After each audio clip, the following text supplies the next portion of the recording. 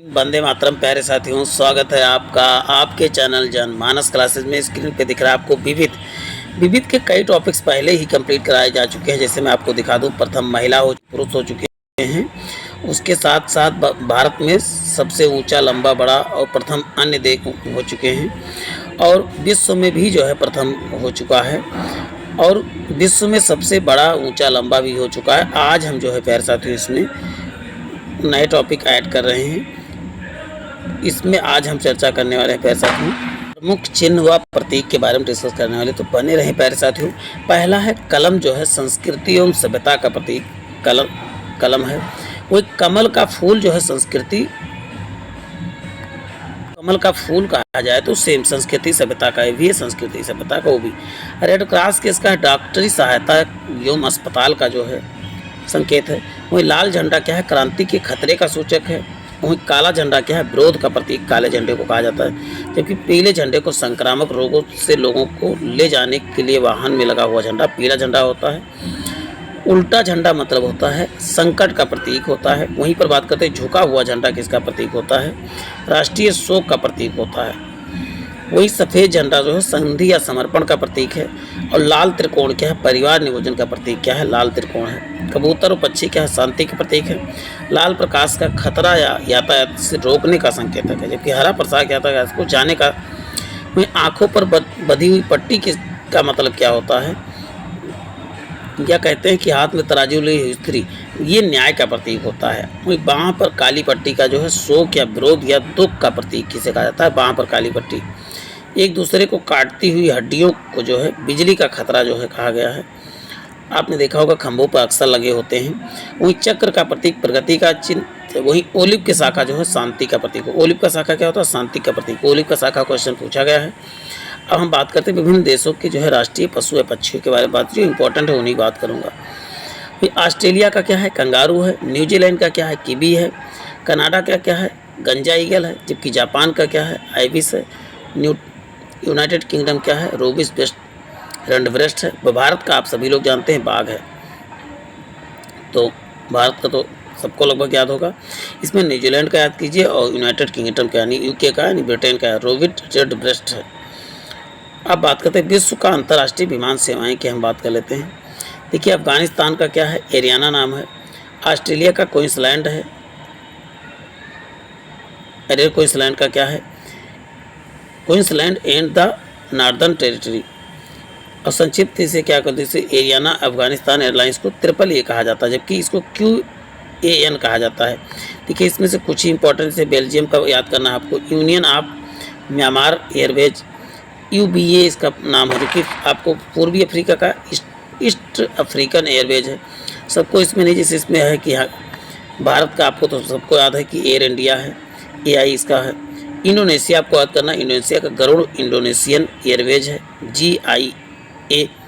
Iran का क्या है? ईरान एयर है। सभी को इसमें याद नहीं करना है, कुछ को आप पढ़ना चाहिए तो पूरा पढ़ना। इसमें जापान का याद कर लीजिए, जापान एयरलाइन JAL है। अब वहीं पर बात करते हैं नेपाल का क्या है? रॉयल नेपाल एयरलाइंस है, RNA है।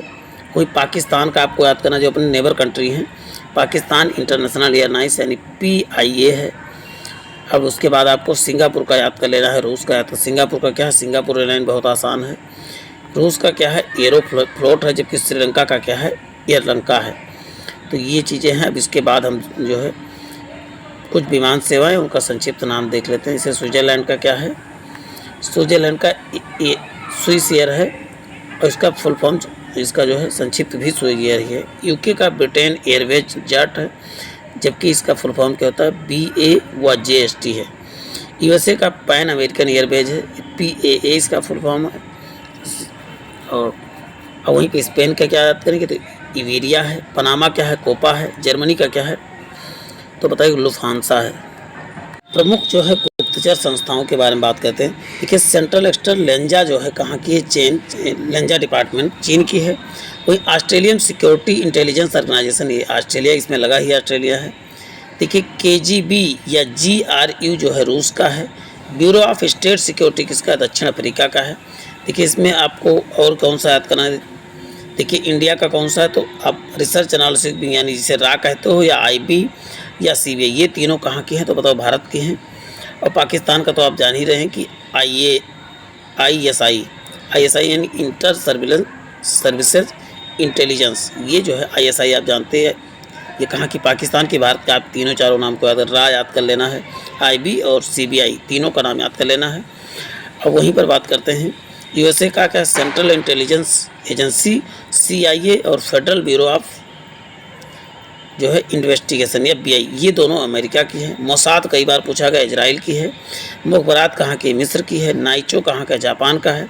सवाक का ईरान का है। अल मुखबरात जो है इराक का है। ये इतने क्वेश्चन आपको इसमें हैं, लगभग 10-13 हैं।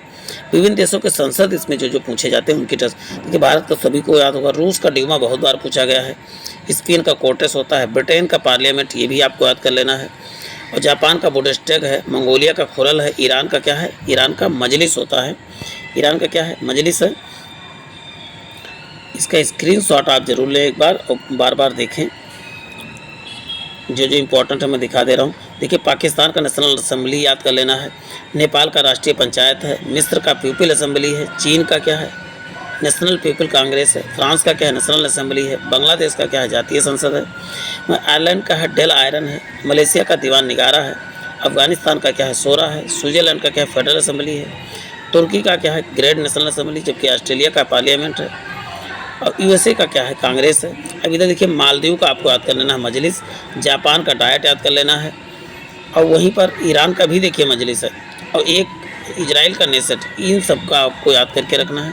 और डेनमार्क का फॉलकेटिंग कई बार पूछा गया है। और यूएसए का कांग्रेस, तो इतना तो आपको एटलीस्ट याद ही होना चाहिए। अब प्यारे साथियों, नेक्स्ट टॉपिक में जो है संयुक्त राष्ट्र संघ के जितने भी अंग हैं इन सबको देखेंगे, और भी जितनी चीज़ें हैं। तो ये वीडियो, आने वाले वीडियो थोड़ा बहुत इंपॉर्टेंट होने वाला है, तो इसके लिए क्या करना है? आपको चैनल को सब्सक्राइब कर लेना है, बेल आइकन जरूर दबा लेना है। तो आज के लिए इतना ही। जय हिंद, जय भारत।